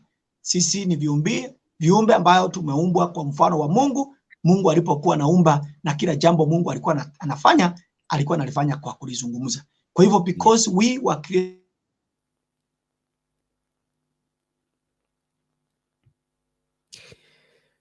najaribu kuelezea pale kama tuliumbwa ili kwamba tuwe positive kwa maisha yetu, na network kidogo inamkangana, lakini ni kwa sababu ya hiyo wakati wetu umeyoyoma, umeenda kabisa. Ni kumaanisha kama tunamalizia hapa. Tutaweza kurejea hapa siku nyingine kidogo tu tuweze kuomba katika jina la Yesu. Tutaweza kuomba pale tuweze kujua kwamba itakuwa ni vizuri tukipatana. Actually tutampa wakati mwingine pastor wetu, kwa sababu hali mtambo imekataa. Tutampa wakati mwingine ili aweze kuungana sisi next time. But for now, I just want I want us to pray. Father, in the name of Jesus, tunakushukuru kwa sababu ya wema, tunakushukuru kwa sababu ya nguvu na utukufu wako. Asante kwa sababu Bwana umekuwa mwaminifu, umekuwa kimbilio letu, and we are happy that Jehovah hatujabaki tulivyokuwa. Umekuwa kimbilio letu na tunakushukuru kwa sababu ya wema wako. Katika jina la Baba, la Mwana na Roho tumeomba. Amen. Delphine, nakuwa na pale. Delphine, jambo. Hi, hello. Hello. Uko mzima? Niko salama. Nimeona this link very late. I think hata mnamaliza if I'm not wrong. Yeah, sure, tunamaliza. Okay, next time I'll join early. All right. Huwa tunaanza saa 2 hadi saa 4. Kwa hivyo thanks for following. Sawa. Next time I'll stay tuned and I'll be on time. All right. Thank you so much. Okay. All right. Amekuwa ni Delphine, one of our new and followers. Thank you so much. Tupatane hapa kwenye Moshenee ya Christ hapo kesho mwendo wa saa 2 hadi saa 4. Pastor kidogo mitambo yake iliharibika na tulikuwa tumemongezea zile dakika za mazidadi, dakika 10, lakini kufikia hapa tuna la ziada. Niite Papa Isaac Lena na kutakia usiku mwanana. Tupatane kesho, lakini kwa wale ambao tunafuatilia redio, tufuatilie redio ya Sayari kisha asubuhi saa 11 hadi saa 2 asubuhi. Goodbye for now. God bless you.